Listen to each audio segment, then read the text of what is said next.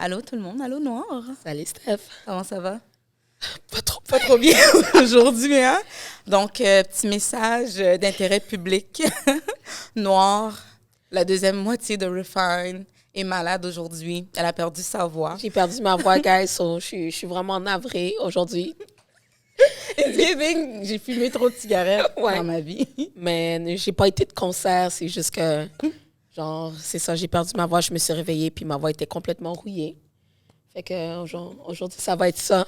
Puis j'espère que ça va pas être trop désagréable à entendre. Mais c'est bien, non? Je trouve que c'est comme sulfureux. On va aller checker ça dans le dictionnaire. Qu'est-ce que ça veut dire après? Mais on est là, bear with me. Donc, je suis vraiment contente de l'épisode qu'on a aujourd'hui parce que, comme d'habitude, pour ceux qui le savent et ceux qui ne le savent pas, Refine Auntie, c'est vraiment deux femmes noires millénaires, nostalgiques, mais nostalgiques de leur jeunesse. Et aujourd'hui, on plonge vraiment dans tout ce qui est slang, vocabulaire, comment qu'on parlait quand on était plus jeune et surtout comment le créole a influencé et littéralement transformé la façon qu'on avait de communiquer, mais jusqu'à aujourd'hui. Et on a deux invités pour parler de ce sujet-là. Et je pense que c'est deux invités qui sont vraiment appropriés. Et j'ai nommé Sly Toussaint et Félix. Hello! Welcome. Salut, merci pour l'invitation. Merci vraiment. Merci. Je vais vous gagner un petit moment de Non, c'est pas grave. C'est pas grave, on fera un petit montage s'il le faut. Donc, je reprends. Donc, Sly Toussaint, comment ça va? Ça va super bien, merci. Et toi? Ça va vraiment bien. C'est sûr que, bon, écoute, c'est l'automne qui arrive. J'essaie un peu de m'y faire, puis de embrace l'automne, mais un jour à la fois. Mon swag m'aide à keep up avec la température. Félix, comment vas-tu aujourd'hui? Ça va, merci de demander. Ça me fait plaisir. Non, je ne te demanderai pas, comme tu nous l'as déjà si bien dit. Donc, vous allez comprendre que pour cet épisode-là, je vais beaucoup plus parler que Noir, mais en même temps, est-ce que ça change des autres fois? I don't know. Comme ça. Je suis en train de me dire moi-même, girl. Genre, parce que je parle beaucoup. T'es en train de me T'as vu, elle est plus malade tout d'un coup. OK, on arrête les plaisanteries. Je pense qu'on est excités. J'aime la vibe aujourd'hui. Sly, donc tu es la fondatrice du Centre Toussaint. Oui. Est-ce que tu peux nous parler un peu de la mission du Centre Toussaint? Bien sûr. Bien, la mission du Centre Toussaint, c'est de rapprocher tous les individus de l'identité haïtienne dans une vision qui est panafricaine. Donc, on décide de faire ça en faisant des cours. Donc, on a des cours de créole haïtien, d'histoire d'Haïti, de danse, de musique haïtienne et même de cuisine haïtienne. C'est des cours qui sont super populaires, les cours de cuisine. Nous aimons griot. Il y aurait aimé manger en pile. Il aurait aimé ça. Félix, tu as suivi un cours? Yep. J'avais fait partie des premiers cobayes de Sly avant qu'elle fonde le Centre Toussaint. Wow. Vrai? À l'époque, c'était dans le sous-sol chez elle. C'était tout petit. On était, je pense, 3-4. C'est donc cute. On apprend des choses à Refine Auntie tout le temps. Hein? Mais avant de rentrer dans le vif du sujet, Félix, tu es journaliste indépendant. Est-ce que tu peux nous parler un peu de ton travail? Oui, essentiellement, donc, j'ai un poste de rédacteur en chef pour un magazine spécialisé qui me permet d'avoir un revenu stable. C'est à temps partiel. Et en parallèle, je fais divers projets, divers piges et voilà. OK.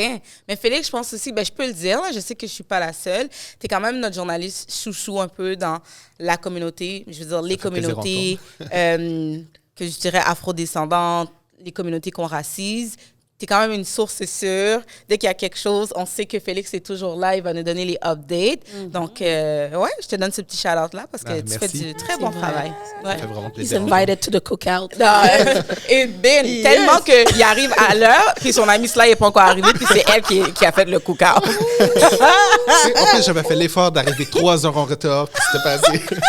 J'aime comment que tu dois faire l'effort d'être en retard, puis que dans la vie, il faut faire l'effort d'être à l'heure. Mais je lui dis à quelle heure pas arriver. L'heure du flyer, c'est pas pour toi. Tu sais déjà. Mais quand même, 3 heures. Qu'est-ce que tu as fait pendant ces 3 heures-là? Tu étais juste comme... Je faisais mes trucs, j'ai pris mon temps. Il est en train de jouer avec ses 2 chats. Parce que Félix, il est papa de 2 chats, là. Ouais. Oh, we didn't know that. Vraiment cute. C'est cute, mais je raconte cette anecdote-là parce que c'est aussi pour faire le lien. Pourquoi vous êtes ensemble aujourd'hui? On a décidé de vous inviter tous les deux parce qu'on aime aussi votre amitié. On vous voyait beaucoup sur les réseaux sociaux ensemble, faire beaucoup d'activités. Puis j'étais comme, mais il me semble que ça serait nice de les avoir. Mais aussi à cause de vos emplois. C'est le fait que Sly, c'était quand même quelqu'un très approprié si on veut parler du slang et surtout de comment le créole a influencé la culture, je veux dire la culture québécoise, mais aussi notre façon de parler. Et ce qu'on va faire aujourd'hui, c'est que je veux vraiment que vous nous racontiez un peu des anecdotes de jeunesse. Comment est-ce que chacun, à travers vos expériences, vous avez vu que tranquillement, le créole a commencé à faire sa place jusqu'à aujourd'hui, alors qu'on est à l'ère des Gen Z et tout ça. J'ai pas l'impression que c'est parti. Fait que tu pourras nous donner un petit peu, peut-être un petit historique sur comment que c'est arrivé, le créole autant dans notre slang montréalais. Puis Félix peut peut-être nous parler aussi, si tu as des petits exemples en lien avec l'histoire, mais aussi tes expériences personnelles, comment toi, tu as vu ça, mais aussi toi, en tant que personne qui n'est pas afrodescendant, comment tu deals avec ce slang-là, tu vois? Donc, c'est un petit peu ça l'objectif d'aujourd'hui. Noir, est-ce que tu veux ajouter quelque chose? Non, je n'ai pas grand-chose à ajouter, mais c'est quand même drôle parce que, en fait, Steph, elle a voulu t'inviter toi de manière indépendante, puis moi j'ai voulu inviter Félix. Puis après ça, on a réalisé que comme, yo, they're besties like us. Like, en Cayette, on va les inviter les deux ensemble. C'est vrai. Ah, mais merci. En passant, je ne le savais pas avant d'arriver ici. Elle a J'arrive, j'ai vu Félix. Il me l'a pas dit, tu me l'as pas dit. Mais Non, moi, tu je me l'as pensais pas que dit. comme, dans ma tête, je suis comme, ils se parlent. Puis elle est arrivée, puis elle était saisie de voir Félix. Moi, j'étais là, Je savais. genre. Je te Moi, tu me l'avais l'avais dit. dit. Ouais, Là, parce j'étais que là, moi, genre, je fais sûrement mon qu'elle lui a job, parlé. je fais mon puis- travail. Il a assumé que, comme, Elle le je savait savais. aussi. Mais vous n'êtes pas textés, genre? Ben, c'est ça. Peut-être qu'on Pas à assume propos trop de que vous ça. parlez tout le temps aussi, peut-être. Mais c'est drôle parce que quand tu m'as proposé l'invitation, justement, on venait de parler au téléphone, genre 2 C'est heures vrai, de temps. tu me l'avais Où on mentionné. parlait de langue, puis on parlait justement de. Wow, du des sujet. sujets du jour, ouais. Ouais, oh my Mais God. c'est ça, t'as ouais, appelé c'est- après. Fait que c'est comme, on dirait que c'était aligné. Ouais, c'est ça, c'est ça Vous avez qu'on a parlé dit, en fait. d'étymologie, c'est ça? Ouais. Oui, Ouais, exactement. De langue, OK. Exactement le C'est sujet. exactement ce qu'il m'avait dit. Exactement le sujet. Like I have it, là, it's in my DM. On va vous montrer les reçus. We Yes. don't lie here at Refine and Tease, OK? Mais Sly, avant qu'on a commencé à tourner le podcast, moi, je t'avais posé une question par rapport à ton nom. Parce que ton centre que tu as fondé s'appelle le Centre Toussaint. Puis, tu sais, ton nom sur les réseaux, c'est Sly Toussaint, comme je te connais, mais je te connais pas, tu sais, à ce point-là. Fait que moi, j'étais comme, oh, est-ce que comme Toussaint, c'est ton vrai nom de famille? Et dis-moi ce que tu m'as répondu. Tout à fait. J'ai l'honneur de porter le nom de famille de Toussaint Louverture, qui est un C'est grand incroyable. héros d'indépendance haïtienne. Donc oui, c'est mon vrai nom de famille. Puis moi, je trouve ça incroyable parce que c'est tellement beau de pouvoir porter ce nom-là. Est-ce que tu te sentais comme investi d'une responsabilité à cause que tu portais le nom Toussaint? Puis tu étais comme, il faut que je fasse quelque chose. Même pas, non. Mais par contre, ce qui serait bien de mentionner, c'est que, par exemple, quand j'étais plus petite, je ne savais pas c'était qui Toussaint Louverture.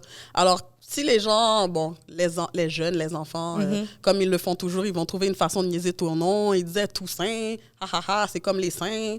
Oh mon Dieu. Ou OK. bien comme les saints dans le ciel, tout ça. Fait que c'était plus cette joke-là. Fait que j'avais pas, pour moi, c'était comme on niaise tout le monde, là, avec leur nom. Puis quand je suis arrivée en Haïti, puis j'ai appris l'histoire d'Haïti, puis on me parle d'un grand homme, oh, moi, je m'asseyais bien dans les cours, là. La fierté. Maintenant, là, Hey, that's right. oh, exactement, là, on joue pas avec mon nom de famille. That's it. Fait que Like, c'est le ça. clapback. C'est ça. Mais c'est ça, fait que ça donne quand même un sentiment de fierté. Ouais. Puis tu m'as aussi dit, moi, j'étais comme, ben Sly, c'est ton nom. Puis dis-moi ton prénom parce qu'il ça. est magnifique. Fait que oui, je trouvais ça drôle que tu posais la question par rapport à mon nom de famille, donc Sly Toussaint, mais Sly, tu poses pas la question, alors que Sly, c'est pas mon vrai prénom. C'est fou. Mon vrai prénom, c'est Slénie Marie. C'est magnifique. C'est la première fois que j'entends ce prénom-là, en fait. Ouais. En fait, ça vient de ma grand-mère. Ma grand-mère s'appelait Silénie et ma Ok. mère, elle a remix un petit peu, fait que ça donne Slénie. Et je suis née au mois de mai aussi, parce qu'à ce qui paraît, il y a plein de personnes qui sont nées au mois de mai qui portent le nom Marie. OK. Donc, j'ai un nom composé. Toutes les personnes qui ont été à l'école avec moi ou qui ont eu des emplois avec moi, C'est Slaney. OK. Magnifique. Magnifique. Donc, vous venez d'apprendre quelque chose à Refine Aunties. En exclusivité. Exclusivity. Moi, j'ai une question sur le nom de Noir. C'est bien nous. Vas-y, Félix. ça, Comment là. on est dans les noms? Très bonne question. Mais c'est ça, Noir, en fait, ça date de l'époque du cégep, 2009-2010, comme ça, dans le temps. À l'époque, j'ai rencontré Steph, justement, à Marie-Victorin. J'ai étudié en commercialisation de la mode. Et à l'époque, mon esthétique, c'était vraiment comme all black everything. C'est genre côte de cuir, puis genre des grosses plateformes, mais comme... Fait que, je sais pas, genre, je me sentais créative. Et I came up with the name Noir, parce que de un, il y avait personne qui s'appelait Noir à l'époque. J'avais jamais entendu quelqu'un qui avait adopté Absolument. ce pseudonyme-là. Par contre, genre, je voyais souvent dans des ouvrages, dans des livres, des femmes blanches qui s'appelaient Blanches. Fait que j'étais comme... C'est comme un genre... Good. Claiming back my identity, puis Oh. Moulium, c'est mon nom de famille. Donc, pour moi, c'était comme genre un peu genre un nom d'artiste, puis c'est resté avec moi au fil des années, puis les gens, ils ont juste commencé à m'appeler Noir aussi, là. Et c'est quoi ton vrai nom? Vanessa. Je m'excuse. Je pense que ça cogne. Je pense que c'est David qui est arrivé. OK. On va faire un petit coup. On va juste faire un petit... désolé. Ouais, parce que c'est ça. Je pense qu'il est arrivé. That's nice. Il y a un autre invité? Oui, pour l'émission après, David Campana. Vous faites 2 émissions en même temps? Aujourd'hui, ouais. Des fois, on en fait juste un, des fois, on en fait 2. Fait que je vais avoir ma voix comme ça pour 2 émissions. You changing outfits? Ouais, j'ai apporté comme une petite jupe en tweed, puis un petit top noir, ben relax. Nice. Non, je vais entendu Yo, aussi, mais... stay focus, là, comme David. Eux autres, ils vont s'occuper de ça. Ouais, eux autres, ils vont se charger de ça. C'est ça. Mais je vais entendu Kanye aussi. C'est ça, ils n'ont pas réagi. Stay in your lane. Il va connaître plus fort, puis il va insister, puis si c'est... Ouais, mais C'est c'est ça. ça. C'est juste que j'étais comme... Comme on reste focus. Ok. hein, tu sais. OK. On était rendu où? Allez-y. Son nom, son c'est magnifique ça. nom. OK. Est-ce que mon micro est correct? OK. Donc, c'est ça, on parlait de mon pseudo Noir. Et en fait, mon prénom, c'est Vanessa, mais je préfère tout de même qu'on m'appelle Noir. Fait que, yes. C'est ton nom d'artiste. Tout le monde te connaît. Ouais, By même the mes name parents, of mon Noir. père, il m'appelait Noir. Des fois, mes parents, mes cousins, cousines, ils m'appellent Noir. Fait que, Ouais. ouais. Nice. C'est la même chose pour moi. Ma famille m'appelle Sly. Tout le monde m'appelle Sly. Non, mais c'est ça. Je trouve ça le fun quand on peut se permettre de choisir un nom. Mais moi, Avec sur les lequel réseaux on sociaux, c'est s'identifie. Nana. Ouais, tout à fait. OK. Hey, femme. Hey, Germain. Et Noir? Ça va? Ouais, ça va, mais j'ai un petit creux. Moi aussi, j'aime Ouais. petit creux. Je pense que je serais dans qu'on se commande une bonne pizza. Mhm. C'est quoi la dernière fois que tu as mangé une bonne pizza, là, mais une bonne pizza? À midi. C'est excellent. By the way, c'était avec Salvatore. Et on veut juste vous mentionner que nous sommes fermement commandités par eux. Et que...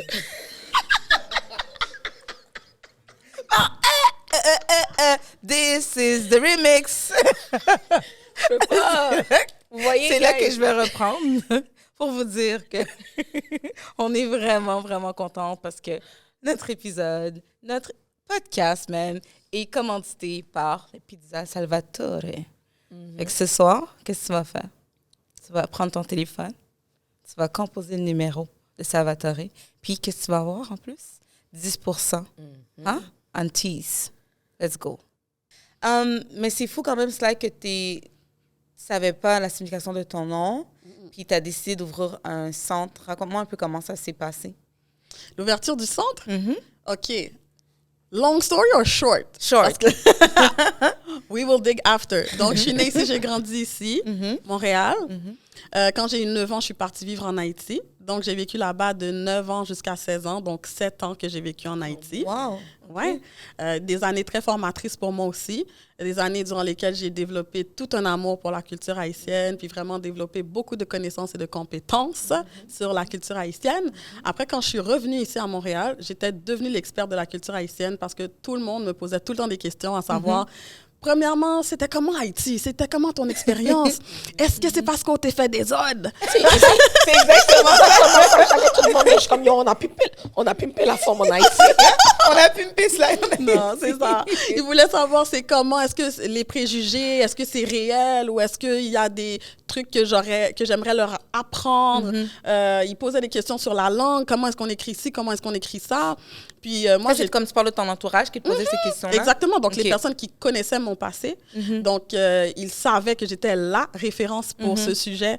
Donc, moi, j'ai toujours eu la fibre entrepreneuriale, j'ai toujours eu 1000 projets, j'ai fait de la danse, j'ai fait de la... Écoute, you name it. Et un jour, je me demandais vraiment, j'étais l'experte en quoi, j'étais la référence en quoi dans mon entourage. Et si j'avais un projet qui me tenait absolument à cœur, moi, j'ai une citation qui reste tout le temps avec moi et je l'utilise tout le temps, je le dis tout le temps, parce que je me pose encore la question à des moments de doute dans ma vie, puis c'est toujours « What would you do if you knew you couldn't fail? » Donc, qu'est-ce que tu ferais si tu savais que tu n'échouerais pas? Et pour moi, c'était un centre qui permettait aux gens de connecter avec la culture haïtienne. Magnifique. Donc, voici comment c'est né. J'ai commencé avec mon expertise qui était le créole haïtien. Comme on a dit tout à l'heure, dans le sous-sol de chez moi, j'avais écrit un post sur Facebook. Et puis, il y avait une centaine de personnes qui m'avaient répondu parce que je donnais le premier cours gratuitement. Puis ça m'avait vraiment étonnée, mais j'ai trouvé ça vraiment chaleureux. Je me suis dit, waouh, l'intérêt est là, la volonté est là. Tu as vu le besoin aussi? J'ai vu le besoin, exactement.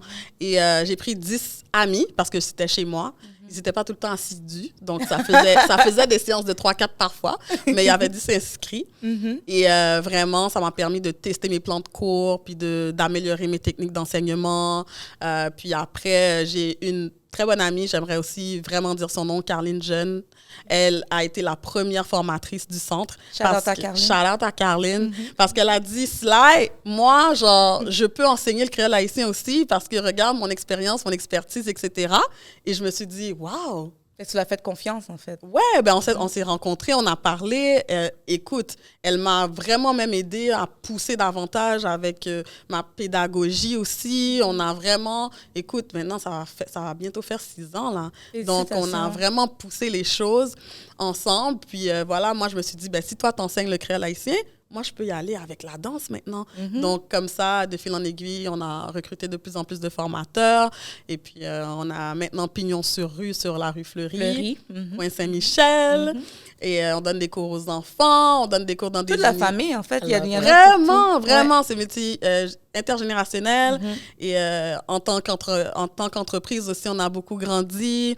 On donne des cours dans des cégeps, dans des universités, dans des corporations. On participe à tellement d'émissions de télé, de podcasts, des grands médias québécois. On est à Radio-Canada, j'étais à Télé-Québec récemment. J'ai vu passer. Dictionnaire, le Robert bientôt.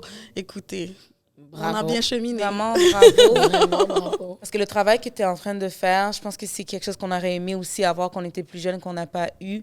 Donc, toutes les jeunes qui écoutent le podcast en ce moment, intéressez-vous à votre culture, surtout la jeunesse haïtienne. C'est sûr que c'est pour tout le monde, mais je pense que c'est important. C'est la première chose que le colon va faire quand il arrive dans un pays. Il y a 2 choses. Il va s'attaquer à la langue et ensuite à la culture. Puis après, ça vient aussi la religion. Donc, ce que tu es en train de faire, c'est de conserver dans un autre espace toute l'histoire, un peu la culture haïtienne, mais aussi, comme tu disais, panafricaine. Mais je trouve ça important parce que c'est un devoir de mémoire. Et il y a des jeunes qui se sont tellement déconnectés à la culture haïtienne, à la culture afrodescendante, puis pour toutes sortes de raisons, ils n'ont pas nécessairement accès. Fait que le fait de savoir qu'il y a un centre aujourd'hui qui leur permet d'avoir accès à ces informations-là, mais aussi au-delà de l'accès à l'information, c'est d'être connecté à ses racines. Je trouve que c'est extrêmement important. Donc, merci d'avoir créé ce centre-là. Merci beaucoup, Super j'apprécie. belle mission avec des super belles valeurs. Oui, vraiment. Chapeau à toi. Et c'est effectivement en lien avec notre discussion d'aujourd'hui. Donc, on va vraiment rentrer dans tout ce qui est slang. Donc, peut-être, Sly, si tu veux commencer, tu dis que justement, tu as passé quand même une partie de ton adolescence en Haïti. Après ça, tu es revenu ici. Fait que toi, comment tu as vu, à quel moment tu as vu que, OK, le créole est là, dans la bouche de pas juste des jeunes haïtiens, haïtiennes, mais d'autres personnes, des Blancs, des Arabes et tout, you name it, qui sont en train d'utiliser le slang. C'est quand que ça a eu Tout un à déclic fait. pour toi dans ta jeunesse? Définitivement les années 2000. Définitivement. Moi, je le dis souvent aussi, quand j'étais plus jeune, en fait, moi, je trouve que mon expérience à moi personnelle, c'était que la culture, c'est quelque chose que tu vivais chez toi en privé. Et quand tu allais à l'école, eh bien, tu te mélangeais avec la culture qui est la plus populaire, la culture dominante. On était tous québécois. Moi, j'avais des amis asiatiques, j'avais des amis africains, j'avais des amis de toute origine ethnique. Quand j'appelais chez eux, j'entendais la maman appeler son enfant dans une autre langue, là, quand on avait les téléphones. Quand on avait un téléphone à la maison, là. Fallait que j'appelle mon amie chez elle. C'est sa maman qui répondait. Exact. Et sa maman, elle criait dans une autre langue pour dire « Hey, téléphone et tout. » OK? Quand j'allais chez mon amie aussi, je dis tout le temps ça, les odeurs que je sentais, genre... C'était pas la même odeur qu'il y avait chez moi. Absolument. Eux aussi, quand ils venaient chez moi, ils disaient ça sent différent chez toi. Exact, c'est ça vrai. sent différent chez toi. Ben, c'est normal, on n'a pas tous la même culture, mais pourtant, quand on allait à l'école, on mangeait tous des pizzas pochettes. Exact. Blending, pizza, you name it. C'est ça. Poutine, Mais je sais que ouais. chez moi, c'était du riz sauce pois. Je sais que chez lui, c'était autre chose, tu vois. Fait que j'avais beaucoup cette impression-là, qu'on vivait notre culture de façon vraiment casanière. C'était quelque chose de familial. Et puis, je suis partie. Quand je suis revenue, ça avait tout changé. Hein. Là, tout le monde est haïtien. Là, tu habites à Montréal-Nord, tu es haïtien même si tu es blanc.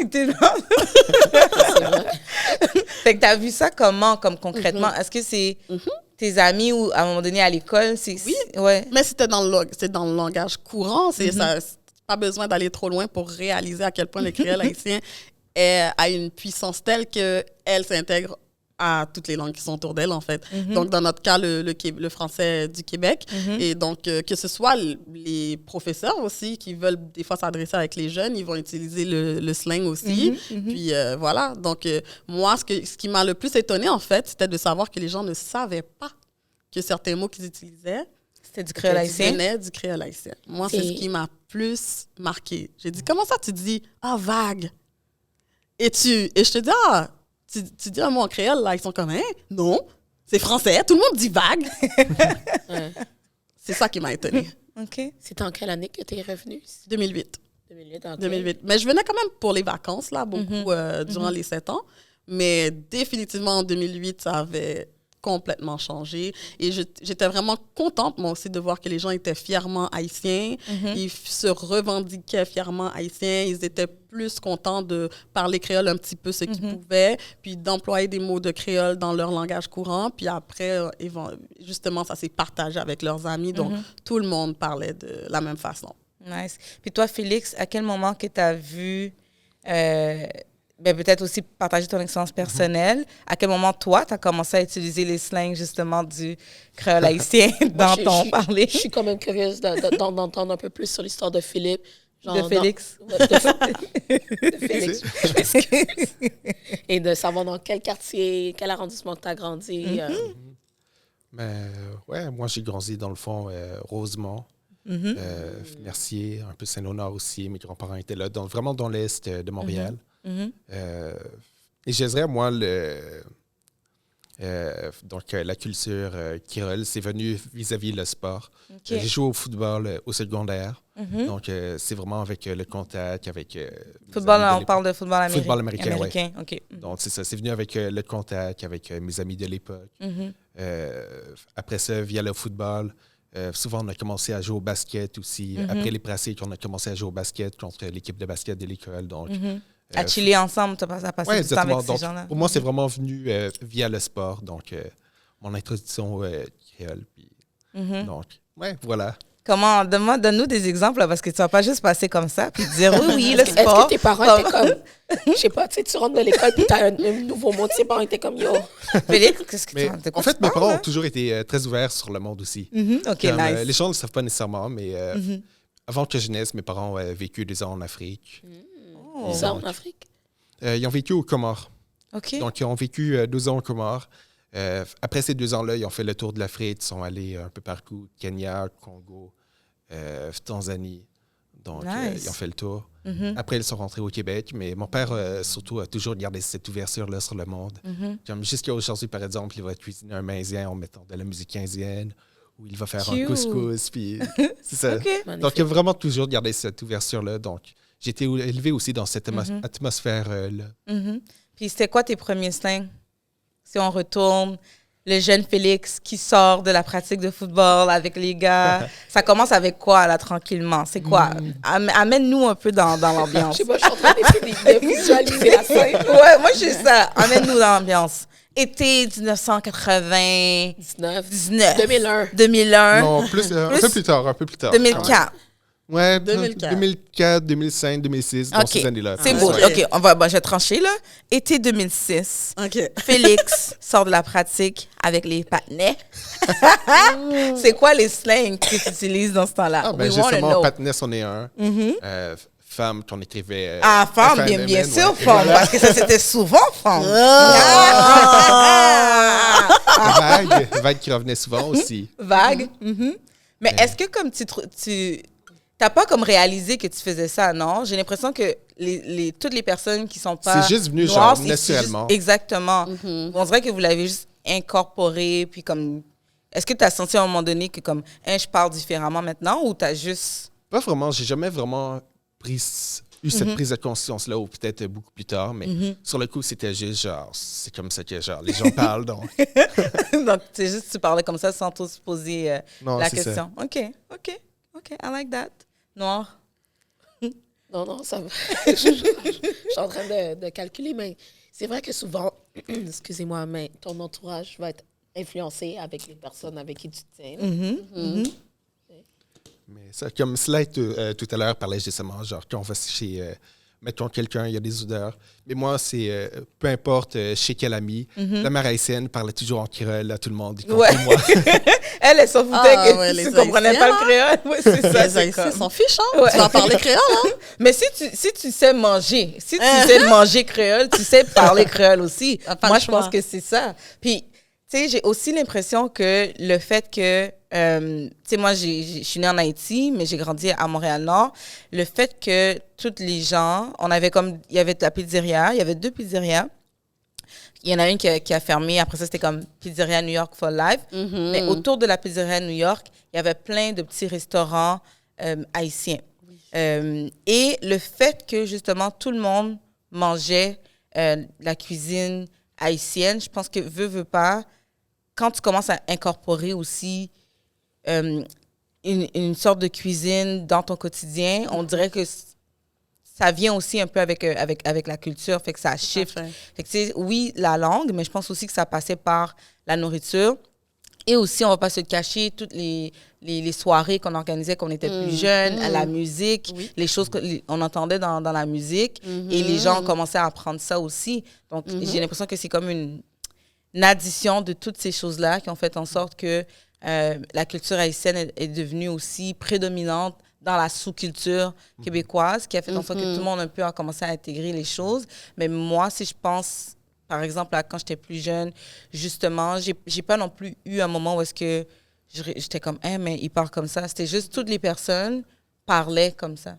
Puis c'était tout à fait normal. Tu sais, nous, on a grandi avec des amis latinos, arabes, fait que tout le monde parlait créole. Fait que pour moi, c'était normal. Mais on dirait que c'est aujourd'hui, je sais pas pourquoi. Je pense que récemment, je suis rentrée dans l'autobus, j'étais dans la 67 Saint-Michel, puis il y avait des jeunes qui parlaient vraiment créole. Mais tu sais, 95% créole, un petit 5% français. Puis je me retourne, puis c'était des jeunes asiatiques. Wow. Mais j'avoue que là, ça m'a comme... J'ai fait, OK, là, il y a quelque chose d'autre qui s'est passé. Il y a eu un autre shift. Ouais. Mais c'était tellement soi que quand j'étais tournée... Tu sais, Je pensais que c'était des Haïtiens. ouais, mais juste comme des petits jeunes, tu sais, je me retourne puis je vois que c'était comme 4-5 jeunes asiatiques, mais ensemble. Il n'y avait pas d'autres personnes avec eux, là. Puis le créole coulait comme un bon jus dans leur gorge, là. Puis comme, ils étaient bien à l'aise. Je riais dans ma tête. Puis je trouvais ça tellement cute. Je suis comme, OK, donc il y a vraiment quelque chose. Des fois, tu peux dire que c'est juste de passage, right? Mais le fait que je regarde aujourd'hui des jeunes Gen Z qui parlent créole, puis que comment que le slang a évolué encore. Puis j'ai l'impression que c'est encore plus présent qu'avant. Je ne sais pas si vous avez fait le même constat, mais là, il y a quelque chose qui s'est cristallisé, en fait. Mais j'ai l'impression que maintenant, il y a aussi beaucoup d'argot parisien et de termes Wesh. arabes qui s'ajoutent. Wesh, Qui wesh. se rajoutent. C'est vrai. J'ai la flemme. Oui. Uh-huh. Parce que maintenant, il commence à avoir aussi beaucoup plus de Maghrébins à Montréal Absolument. qui amènent leur propre slang aussi. Il y a l'influence de la France via la musique, via la culture qui est beaucoup plus forte aussi. Ouais, mais surtout aussi via YouTube. Tu sais, je sais pas, je regarde un peu les jeunes autour de moi qui regardent beaucoup de YouTubeurs qui sont français. Ouais. Et c'est comme la génération YouTube aussi qu'on dit, là, les plus jeunes que les Gen Z. Ils commencent, même C'est Lolo, ils commencent à dire comme wesh, des Allemand. choses comme ça, puis énormément. Là, c'est comme, OK, donc il y a un shift aussi qui est en train de se faire, mais j'ai l'impression que même si, oui, il y a l'influence maghrébine, j'ai l'impression que l'influence maghrébine, elle vient comme se mêler quand même au créole. Fait que j'ai pas l'impression que le créole est en train de partir. Ouais. Non, c'est là pour Ouais. rester. là. Exact. Ça s'ajoute. Je disais, c'est un ajout. C'est pas Ouais. les deux sont en compétition. C'est plus. C'est ça. Ouais, qui fait que la langue se transforme. Mais cela, j'aimerais ça que tu nous parles un peu plus du créole, en fait. Il y a eu tellement de misconceptions, je dirais, comme de incompréhension par rapport à la langue qu'est le créole. Déjà, moi, j'ai appris très, très tard. Puis je pense que c'est aussi une question d'éducation puis de culture qu'il y avait différents types de créole. Et ça, je l'ai appris un peu à la dure. Puis je pense que c'était aussi de la frustration de d'autres nationalités qui parlent créole puis qui étaient comme, il n'y a pas juste le créole haïtien. Hein? Ouais. Non, qui se sont un peu frustrés parce que ben, tu sais, c'est aussi pas de notre faute dans la mesure où il y a eu la grande vague d'immigration, Exactement. l'exode des cerveaux qui a fait en sorte que la culture haïtienne a pu s'émanciper au Québec, mais tellement que les gens prennent pour acquis que dès qu'ils voient une personne afrodescendante, souvent ils vont commencer à lui parler en créole haïtien. Alors je peux comprendre aussi, si je me mets dans la position d'une personne qui n'est pas haïtienne, que ça peut être frustrant à la fin, parce que tu veux aussi que ta culture soit reconnue, que ta langue aussi soit reconnue. Fait que parle-nous des différents types de créole et surtout, c'est quoi le créole? Parfait. Avant de répondre à... Parfait. Avant de répondre à ta question, type de créole, c'est quoi le créole? Je voulais faire un petit retour sur quelque chose que tu as mentionné précédemment. Donc, la manière dont on peut s'imprégner d'une culture. Donc, c'est pas pour rien qu'au Centre Toussaint, j'ai choisi ces piliers-là parce que ce sont les piliers de la culture. Quand quelqu'un qui a étudié en sociologie va pouvoir te dire qu'un peuple, par exemple, ils ont ça en commun de façon générale et souvent, ça va être ta langue, ton histoire, ta danse, ta musique, ta cuisine. Donc, ce sont des piliers sur lesquels une culture se repose souvent. Donc, il y a pas mal d'éléments, mais ceux-là sont les principaux. Et définitivement, on peut s'introduire à la culture haïtienne chacun de façon différente. Donc, certaines personnes, ça va être au travers de la langue. D'autres personnes, ça va être par rapport à la musique, comme tu as dit. Il y a d'autres personnes qui vont voir du compas quelque part. Ils vont aimer ils vont aimer le type de danse, ils vont aimer le danser. Après ça, ils vont s'interroger sur mais quelles sont les paroles que j'entends. Et donc, tu vois, voilà. Les chemins sont différents. Exactement. C'est un parcours. C'est une aventure. Et puis, chaque personne la vit à sa façon. Tous les chemins amènent au créole, là, ici. Exactement. Des fois, ça peut être, encore une fois, je sais que par exemple, Félix a étudié en histoire. Peut-être qu'une personne va s'intéresser à l'histoire d'Haïti et après, ça l'amène à autre chose. Donc, vraiment, c'est vraiment différent pour chaque personne. Et même quand tout à l'heure, tu parlais des fêtes, moi, je me rappelle que j'allais chez une de mes bonnes amies, elle avait des grandes sœurs, que eux, ils mettaient du Black Parents, là. Oh my God! Gros groupe! Sonia! Comment vas-tu, Soso? Yo! C'était ça, là! T'as déjà oublié mon nom, là. T'as déjà oublié ma face. Mais après ça, en créole, moi déjà dit, c'est femme qui porte l'amour. Moi déjà dit, c'est femme qui porte bonheur. Aïe, aïe, aïe! Tu vois, tu chantes bien. I love your voice. I wish que je chante bien comme ça. Ça, c'est ce que je pense que je chante dans ma tête. I love it. Non, mais pour de vrai, fait que, tu sais, t'es là, t'es dans ton basement party, t'es en train de enjoy avec tes amis, le gars que t'aimes est là. Il est là, ça puis comme, ouais, puis il est prêt. Est-ce qu'on peut parler du fait que les gars étaient comme sur les murs prêts? Comme c'était quoi ça? Oh, ça, c'est pour un autre épisode. Mais ouais, on ferme la parenthèse là, parce qu'on n'a pas beaucoup de temps. Mais oui, C'est on ça. faut qu'on parle des patinets qui étaient sur les murs qui attendaient les grouillades. Écoute. Ah, tu connais ça, toi? Il Sans était commentaire. en train d'entendre. Ouais, t'étais sur quel mur? sur quel Sans mur? commentaire. En 98, t'étais sur quel mur, Félix? 98, j'étais 2002. trop jeune. Il était jeune. 2006, t'étais sur quel mur? Je suis encore trop jeune pour le club. Oh mon Dieu! Il Il on ment, faisait quand même des boogies, là. Il y avait il des ment. boogies en 2006. Impossible. Il veut pas- C'était trop jeune. Il Avec il quel veut âge? pas se faire le 2006. petit. J'avais Oui, il était jeune. Ah non, j'étais j'avoue, jeune, j'avais 2006, je pense c'était 16 jeune. ans. 16 ans? Ouais? 2006, Ah. c'est jeune. Oui, c'est vrai, 2006, 15 ou 16 ans, ouais. j'avais 15-16 Ouais, ça fait ans. du C'est sens, vrai, parce ok. que moi- Mais il y avait quand même des house parties un peu. Exact, mais oui. Qui est sous-sol de l'église, là? Les petits sous-sols de Arrête, là. l'église, là. 16 ans, essaye pas, Il Félix. veut pas nous dire. Ouais, c'est Sans ça. commentaire. Journaliste. Secret d'État. Je comprends. Mais ouais, Oui, donc ok, c'est le excuse-moi, point Sly. pas de problème. C'est vraiment le point que je voulais amener. Puis j'ai beaucoup aimé aussi quand on commence à parler d'immigration parce que ça, c'est très important parce que ce qui permet justement cet échange ou ce transfert-là, c'est définitivement le contact. Donc, quand on est à Montréal-Nord et que tout le monde autour de soi, en majorité, est haïtien, c'est normal que, en fait, le créole haïtien vienne imprégner La culture dominante. en fait. Exactement. Donc, c'est vraiment une question de contact, c'est vraiment une question de quantité, c'est vraiment une question de qualité aussi, parce que comme we're so cool, you know, our language is so strong, que voilà, ça se transfère.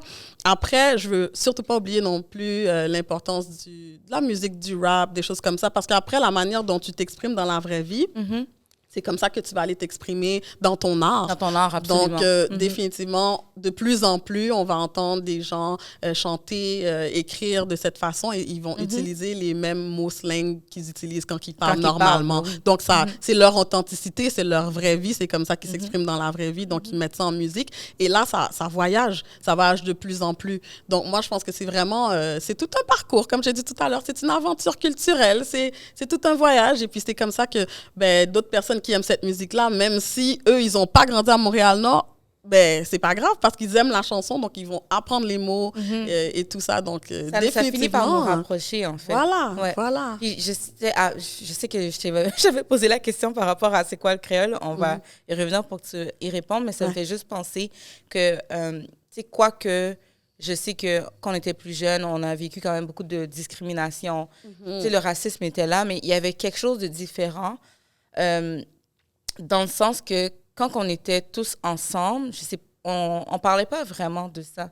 On était, tu sais, comme toutes nos amies, moi je me souviens, surtout à Montréal-Nord, tout le monde venait d'un bout de coin de pays, mais à cause qu'on était dans le même struggle, je me rappelle pas qu'à un moment donné, tu sais, oui, des fois, il y avait des bifs, il y avait des affaires, puis les gens s'insultaient, vieux nègre, ou des affaires de même, mais c'était... Tu sais, quand les gens utilisaient le mot comme « t'es un vieux nègre », c'était pas comme pour une personne afrodescendante. En fait, c'était comme « ah, t'es un vieux nègre, t'es un vieux patinet Ouais, ». Puis tout le monde disait ça à tout le monde, tu vois. Fait que, et je sentais qu'on avait quand même une belle solidarité. Puis ça, je le dis tout le temps, à Montréal-Nord, tout le monde, on s'entraidait. Comme le midi, il y avait quelqu'un latino, il me donne l'argent. Une autre personne donne l'argent pour manger, on partageait. Fait que, quoique on était très, très multiculturel, tantôt, on est différents, tantôt, on est pareil. Je sais pas si ça a du sens, mais je sais pas. Il y avait quand même une cohésion que je sens qu'aujourd'hui, c'est un petit peu perdu.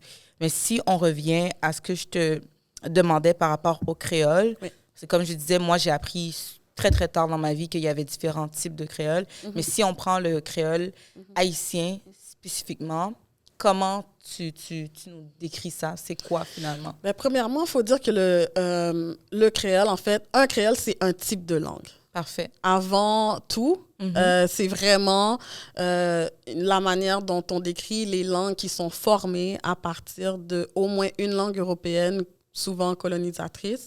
En contact avec... En contact avec une langue indigène. Une langue locale, Une langue locale, Okay. voilà. Donc, une langue des personnes qui sont indigènes au territoire. Dans le cas d'Haïti, ça va être des langues africaines, les langues taïno également. On a du français, beaucoup, un peu d'anglais, un peu d'espagnol également. Portugais aussi, je ne me trompe pas? Pas beaucoup, mais oui, quand même. Okay. Donc, définitivement, dès qu'une langue a ces éléments-là, donc c'est une origine mixte comme ça, en plus, il faut que la langue, elle soit une langue maternelle et une langue principale d'une communauté. Okay. C'est là qu'on peut qualifier une langue de créole. Donc, c'est vraiment, en linguistique, une catégorisation d'un type de langue. Donc, ça va être une langue créole parce qu'elle a été formée ainsi. Donc, Oui, c'est pas ok. nécessairement le nom d'une langue encore. OK, À je l'époque. comprends. OK. Voilà. Donc, ils vont dire, par exemple, mettez-vous mettez-vous à la place d'une personne en 1492. J'ai un petit peu de Ok. difficulté, mais je vais essayer. I'm a try. Ouais.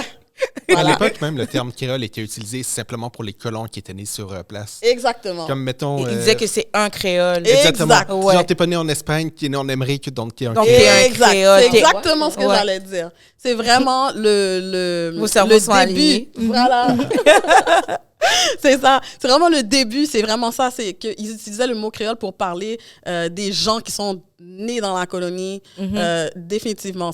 Donc, c'est dans ce contexte-là aussi, ce contexte colonial, que ce mot-là a été créé. A été créé. Puis Voilà. est-ce que je me trompe si je te dis que, de ma compréhension, c'est aussi que le créole est né aussi comme un peu un langage de rébellion des personnes mises en esclavage? Tout à fait. Ouais, OK. Je vais faire un petit historique aussi, Mhm. parce que Yes. tu vois, on a parlé des gens, on a commencé à parler des gens blancs, Exact. bien sûr, parce que en fait, tout simplement, au début, c'est les premiers qui, par exemple, une madame blanche de France arrive en Haïti, mais j'aurais pu dire une madame de Hollande, j'aurais pu dire une madame d'Angleterre, j'aurais pu dire une madame de Portugaise aussi, parce qu'il y en Portugal, avait. et j'aurais pu dire arrive au Brésil, arrive à n'importe où, OK? Donc, cette personne-là, elle arrive, elle accouche de son enfant blanc, elle va pouvoir retourner dans la métropole, qu'on appelle. Ouais. Ils vont dire, ben moi, j'ai un enfant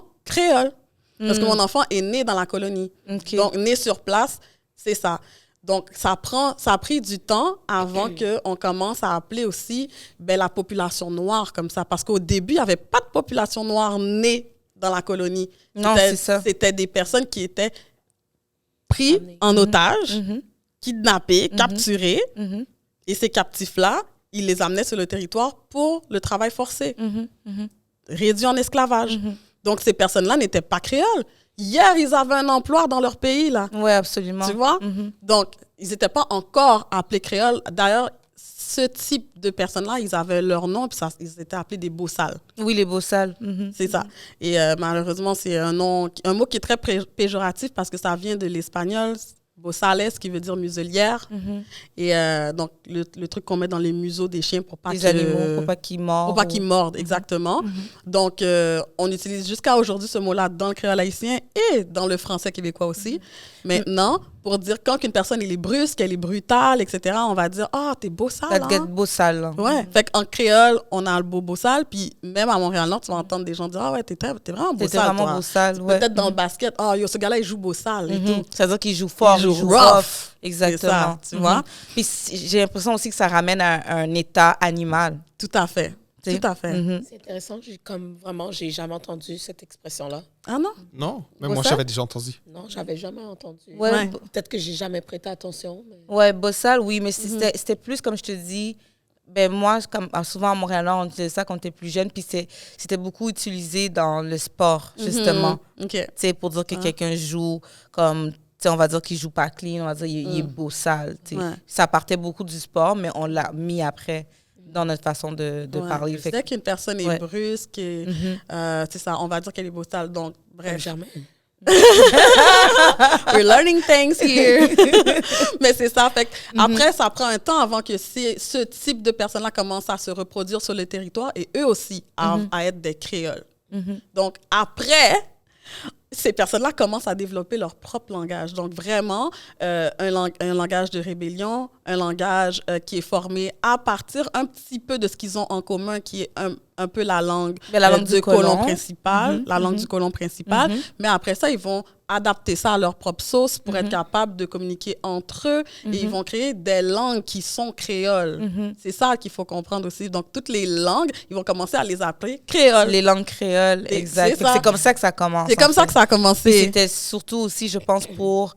mais c'est la langue de la libération. C'est Tout pour à pouvoir fait. parler, communiquer pour pas que le colon tu sais, nous comprennent, puis qu'on Exact. soit capable de développer des stratégies. Fait que je le vois aussi comme la langue de la résistance. Tout à fait. D'autant plus pourquoi que je pense qu'on a cette fierté d'être haïtien, puis Noire, elle est Oui. moitié haïtienne, Wow. moitié camerounaise, mais tu sais, Nice. c'est toute cette histoire-là qui est riche, puis à chaque fois que j'entends une nouvelle chose sur mon histoire, sur notre culture, ben, c'est normal. Tu sais, les gens vont dire, ah, les Haïtiens, là, vous êtes parlez trop, vous êtes partout, tu sais, mais comme, écoute l'histoire, puis c'est aussi, pour moi, quand tu me racontes tout ça, que tu nous expliques tout ça, ben, ça me rappelle aussi que, ben, tu sais, c'est le premier langage de la résistance, mais quand Haïti a eu la libération, c'était pour tous les Tout à Noirs, fait. c'était pour tout le monde, c'était pour tous Tout à les fait. peuples enchaînés. Donc, tout le monde devrait comme avoir une certaine reconnaissance de tu sais, ce que tous les combattants de la résistance, les combattants et combattantes, parce qu'il y avait beaucoup de femmes aussi qu'on ne parle pas assez de cette révolution-là. Mais c'était pas juste pour nous. Tu sais, l'idée, c'était que tous les peuples mis en esclavage puissent se libérer, 100%. puis ça vaut aussi pour aujourd'hui, tu sais. 100%. Moi, don't get me started on talking on this topic. I Parce que know. genre, tu me dis ça, j'ai comme tellement de choses à dire. Mais ce que je voudrais dire, c'est que justement, quand on parle des langues créoles, comme on en a parlé précédemment, tu vois, il y a aujourd'hui plus de 100 langues qui pourraient être considérées comme des langues créoles par rapport à leur processus de création. Parce qu'il faut comprendre que ce qui s'est passé en Haïti, ça s'est passé à côté, ça s'est passé à côté, C'est ça ça que s'est passé t'expliquais à tout à côté. l'heure. Exactement. Ok. Donc, c'est pour ça qu'il y a plusieurs langues qui sont créoles. Elles ne vont pas toutes s'appeler créole quelque chose, mais ce sont des langues créoles. Parce que par définition, ce sont des langues créoles. Parce que c'est tellement... C'est-à-dire Comme que mettons ça le peut... patois jamaïcain, j'imagine. C'est 100%. ça, Ouais. 100%. Puis même, tu vois, là, ça, c'est un autre mot aussi que je voulais qu'on parle aujourd'hui. Je profitais de votre présence. Le mot patois.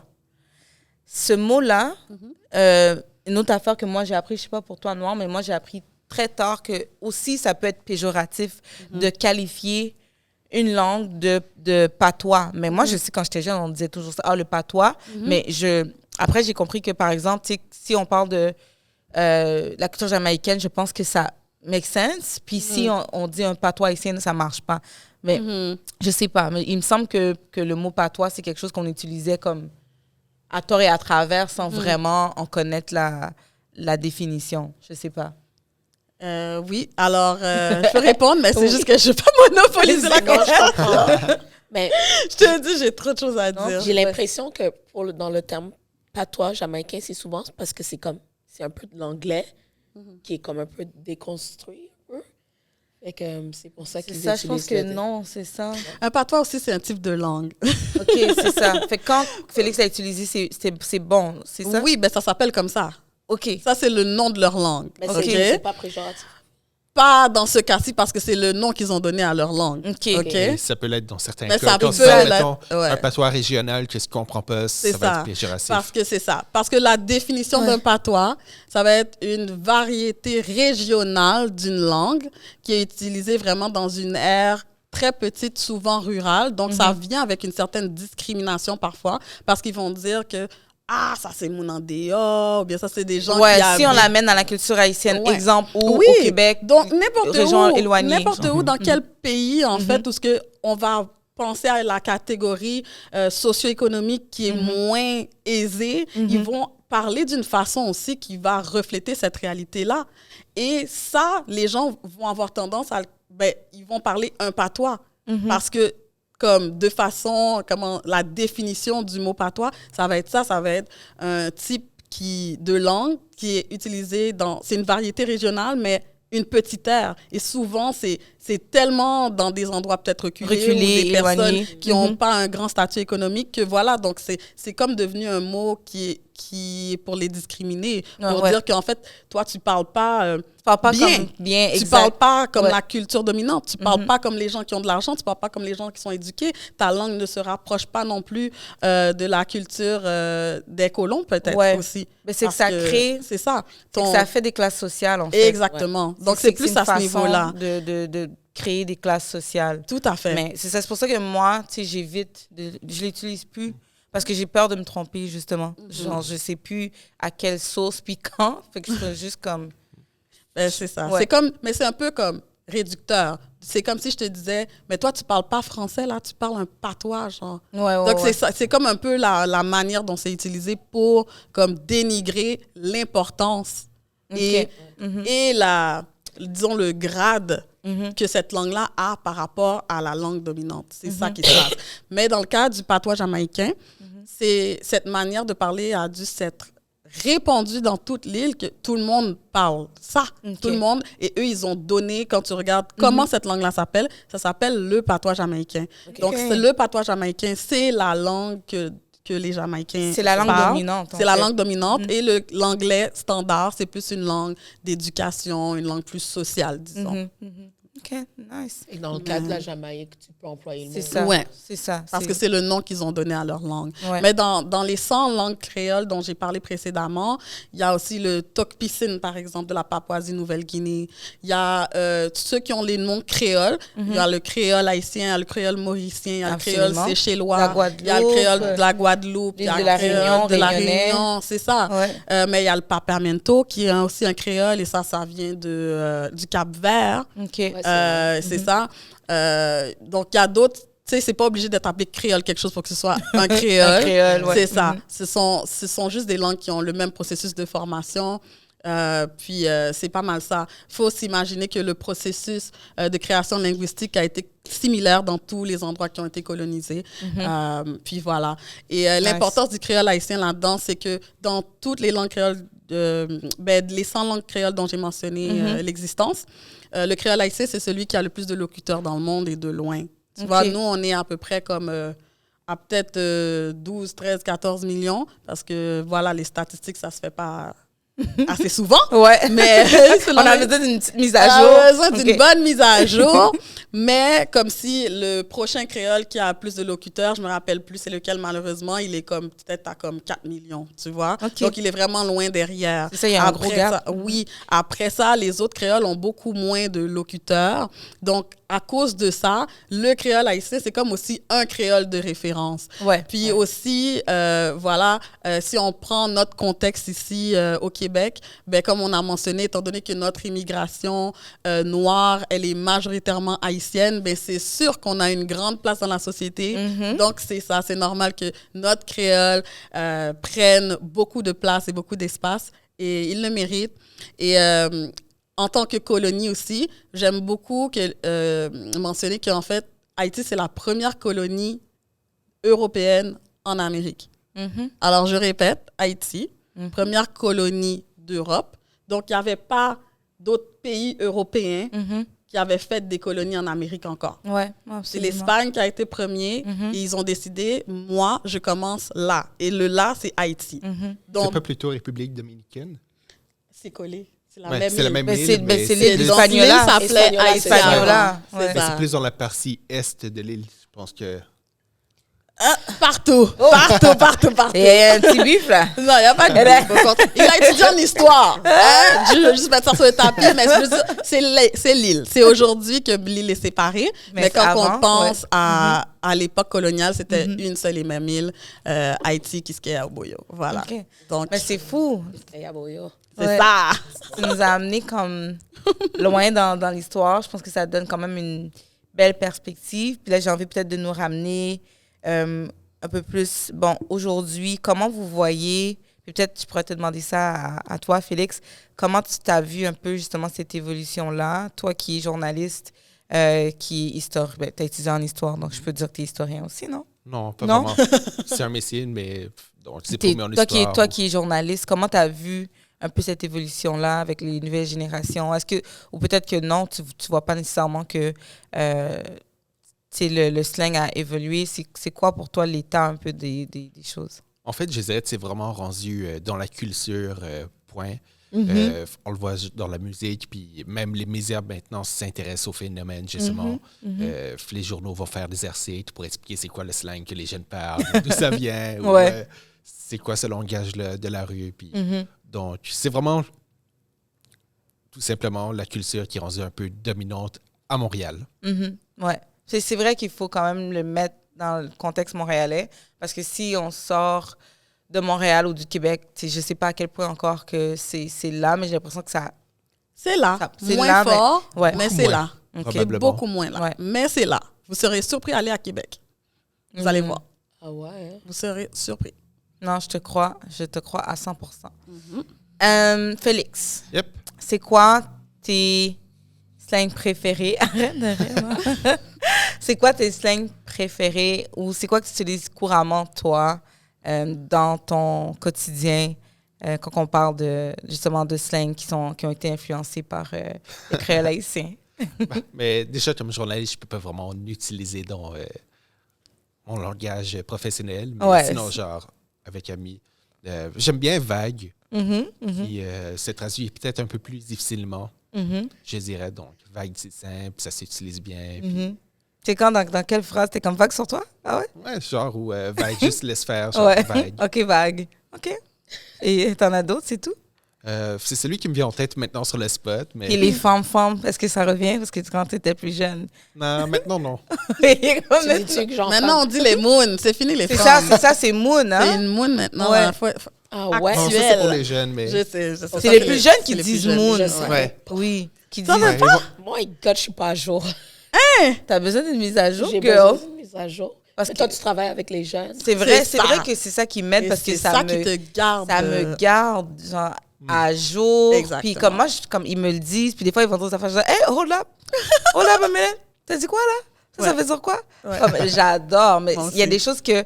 Mais en même temps, si moi, j'utilise les slangs qu'on utilisait, qu'on était plus, ils comprennent quand Comprends. même. Ah Mais ouais, sauf que c'est là, ça. tu sais, comme les moons, puis je sais pas s'ils utilisent encore Stife. Ouais, ils utilisent encore Est-ce que Stife s'est écrasé? Mais Ça, c'est dans le temps des c'est juste millennials. pas- C'est ça, c'est juste... C'est whack pour eux. Ouais, hein? Oh my God. Ils utilisent plus Ils Stife. utilisent plus On ça. est whack. C'est quoi les autres choses qu'ils utilisent plus que nous, on utilise? Yo, moi, hier, j'ai parlé d'un mot. Mhm. Genre, nous, on disait Kiat pour voiture. Ouais. OK? Mhm. Genre, puis les gens disent plus ça, là. Tu comprends? J'ai Ouais. jamais entendu ça. Yo, Déjà. Le Kiat, mais nous, on disait whip. on mais disait on- whip Whip, aussi. whip, je l'ai On entendu. disait whip. Ouais. Ah! Ouais. Les gens Ils- disent plus Ils ça. disent plus ça. Puis, Comme... skirt. Oh! Moi, je sais que comme dans le temps, on disait toujours skirt parce qu'il fallait toujours courir après, comme la police. Dès qu'on voyait la police, comme, yo, il faut skirt, on Faut skirt, skirt, la police ouais. est là, comme on se mettait à courir. Mais je sais plus si les jeunes utilisent comme skirt parce que je sais que les Gen Z, ils rient Ouais. beaucoup des millennials. Ouais. Ils trouvent qu'on est, Oui, oui, oui. Mais c'est sûr. Mais oui. on c'est- est, on ces est jeunes-là, périmés.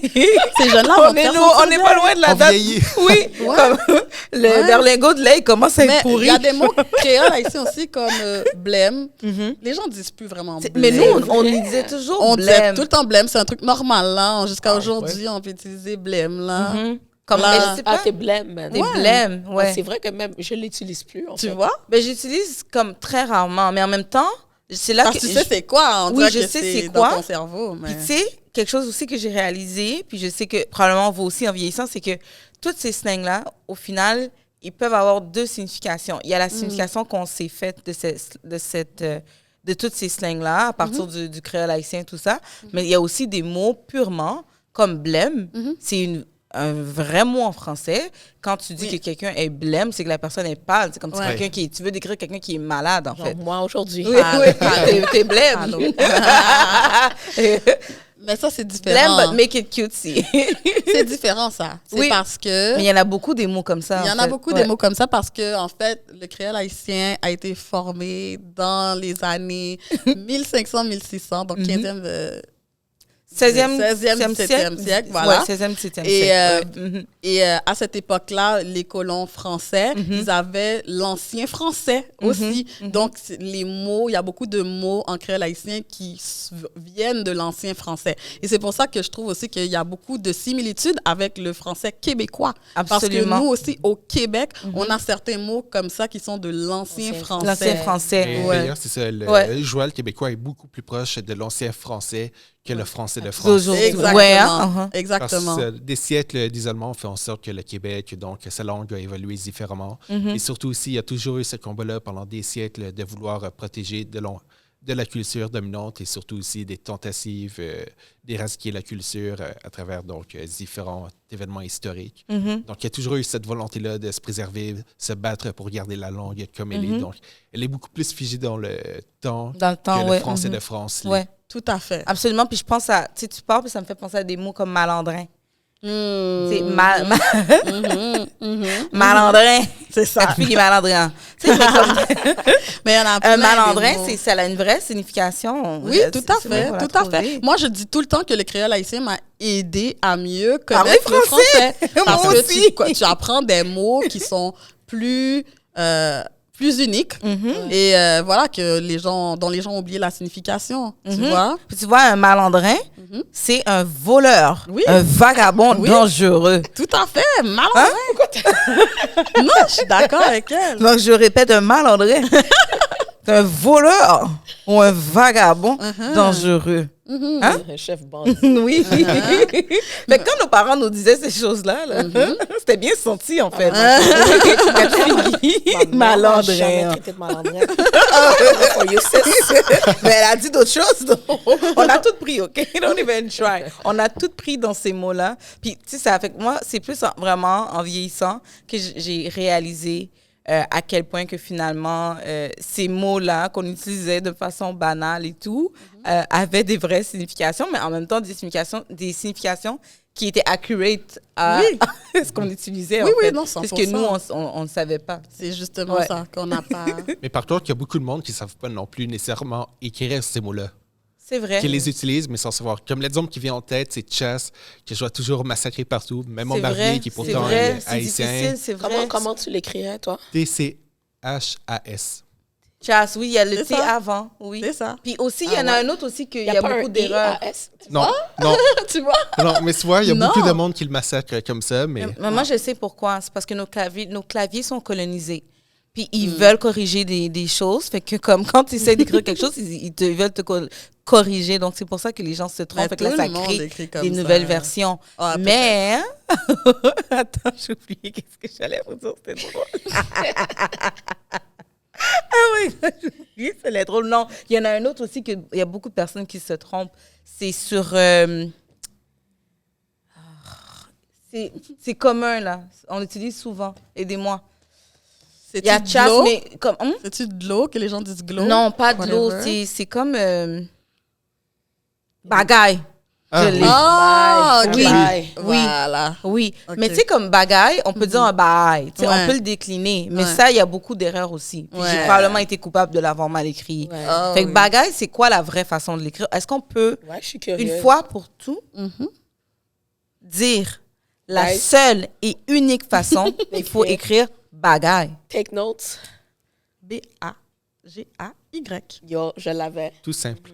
Pourquoi les gens ont commencé à rajouter des U, puis des Y, puis des W, là? Des dans U, bagaille? des Y. Il y a des J'aime H. ça. Alors, Yo, il y a des j'ai mis de la H. sauce. Parce que quand tu dis un bail, les gens vont écrire B-H-A-Y. Non, mais parce que ce mot-là, même en France, Ouais. ils l'ont repris, Oui. puis maintenant, ils l'écrivent B-A-I-L. Oui! Un Mais ça, bail. c'est comme un bail, Un comme bail si, de logement. De logement, là. Oui, Ouais. mais les Français, ils l'ont repris. Ouais. C'est comme ça qu'ils Ouais. l'utilisent. Ouais. Je pense même pas qu'ils réalisent que ça vient du créole Le haïtien. en slang, fait. tu sais, québécois, ben, montréalais, haïtien, là. C'est ça. Ouais. Tout à Mais fait. c'est ça. À Du du créole. du créole haïtien. Ah, Ouais, c'est- absolument. c'est C'est ça. Mais c'est ça que je cherchais, c'était bail, parce que je le Oui, vois tout le tout à temps fait, tout à mal fait. écrit. Puis des fois, même moi, ça m'induit aussi en erreur. en Puis je suis erreur. comme, je suis en train de perdre ma sauce, je suis en train de comme perdre mon slang. Fait que je veux le préserver. Mais est-ce que tu penses que ça serait nice, c'est peut-être quelque chose que tu travailles dessus, peut-être quelque chose qu'il faut faire ensemble, de nous créer un mini dictionnaire là, de slang pour pas qu'on perde justement, parce que, puis nous mettre à jour aussi. Are you gonna pay? Yeah, girl, I'm gonna pay for Semaine that. prochaine. Ouais, comme, non, comment? Semaine prochaine. Pour de vrai? Yep. Oui, oui, oui, tout à fait. En En fait, fait, déjà sur ce projet. c'est pas Félix et moi qui travaillons là-dessus. OK. Donc, il y a un artiste. Est-ce qu'on a une exclusivité encore à Refine, aujourd'hui? Oui, vous avez l'exclusivité. OK, let's Vraiment. go. Let's go. Let's go, guys. Donc, le petit Robert va publier un dictionnaire qui s'appelle le dictionnaire du chiller. C'est comme ça que ça s'appelle. Parce Trop que ça nice. met en lumière le slang des jeunes Québécois. C'est écrit par Jérôme 50, qui est un chanteur québécois, linguiste, musicien aussi. Donc, il s'est beaucoup intéressé à la question de la langue. Et on a travaillé ensemble pendant à peu près 2-3 ans. Ça me rassure Moi- que tu étais là aussi, parce que OK. Oui, parce que moi, j'ai vérifié... Non, mais parce que... OK. J'ai vérifié toutes les entrées qui étaient en lien avec le créole haïtien là-dedans. Mais il faut le dire que le dictionnaire n'a pas que des mots de créole haïtien dedans. C'est tous les slangs. Donc, C'est correct, c'est nice. voilà, aussi. il y a d'autres mots dedans, mais à jamais, on saura que, voilà, peu importe comment c'était ou comment ça évoluera, on saura que, voilà, à notre époque, voici les slangs qui étaient utilisés et voici leur étymologie et tout ce qui revient au créole. C'est important, c'est un devoir de mémoire. Puis comme mon vœu a été exaucé, je savais même pas que J'ai hâte de me c'était... le procurer, ça. Ouais, vraiment nice. J'espère que ça va pouvoir nous le dédicacer. Moi, je suis même pas auteur! J'ai vérifié. Ah, t'as vu? J'ai révisé Excuse-moi, le texte. Jérôme 5 ans. You better give her the money for the work that she did for that. Parce que... Oh, he did. Okay. He already did. Alors, T'inquiète. on va couper ça au montage. Là. Pas trop de shade. Mais ça m'amène à amener, à fermer un peu la conversation parce qu'on a du fun, mais comme à chaque fois, refine. Toute bonne chose a une fin.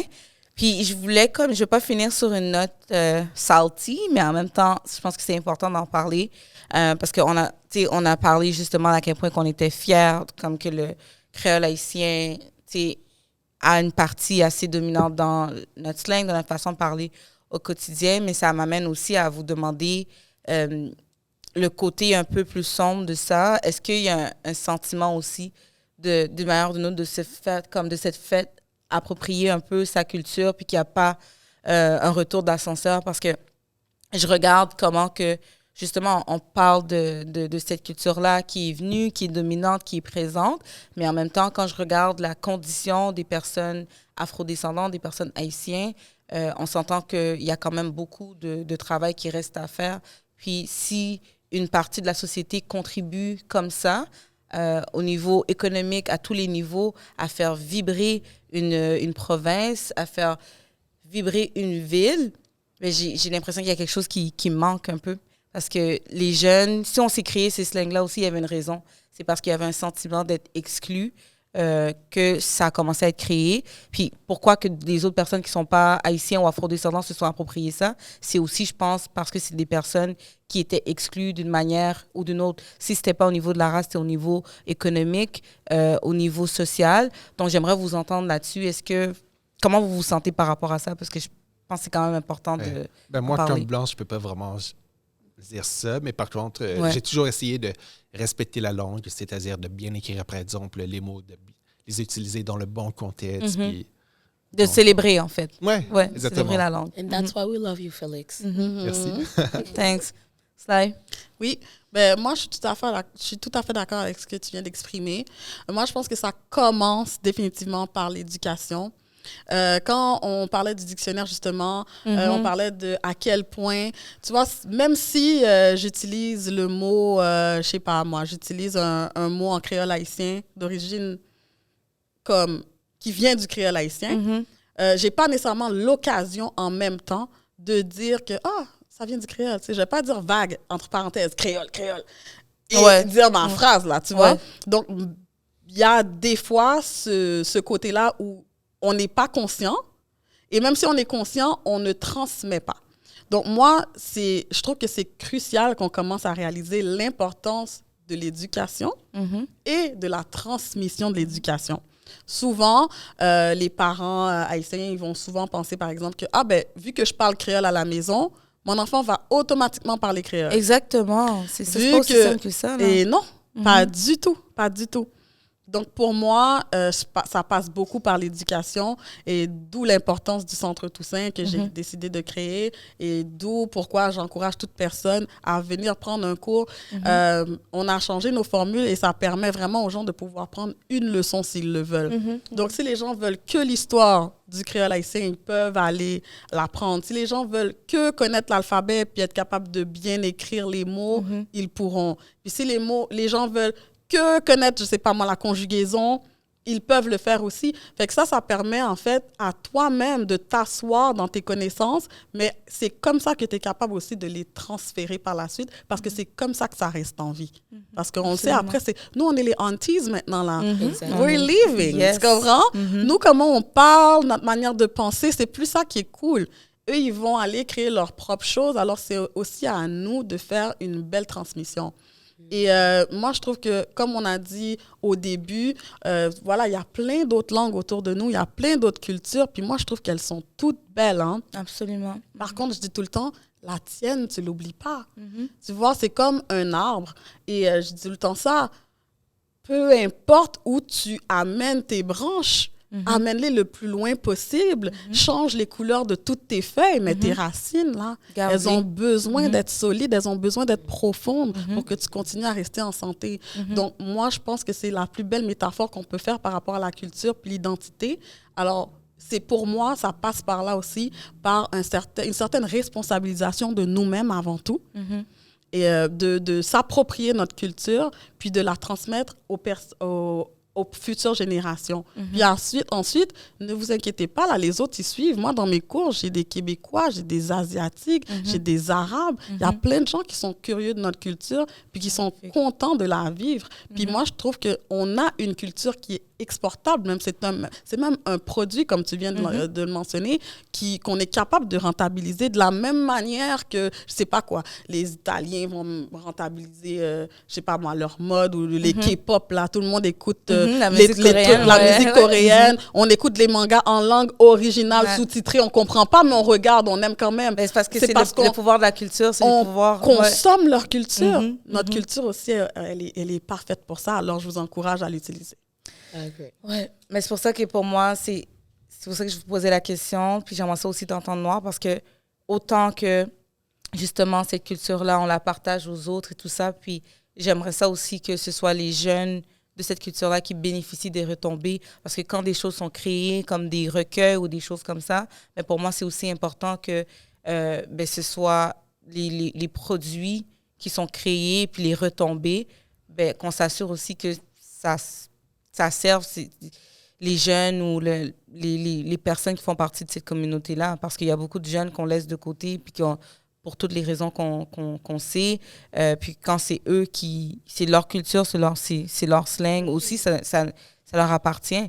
Mais après, ces jeunes-là, ils vivent des défis économiques, ils vivent plein de défis, puis après, tu as toujours une culture dominante qui vient, qui trouve ça beau, qui s'approprie, qui fait un beau format. Oui. Mais après, comment est-ce que ce produit-là reconnaît l'apport de toute cette jeunesse-là, de tous ces enfants, ces générations afrodescendantes et créoles, tu sais.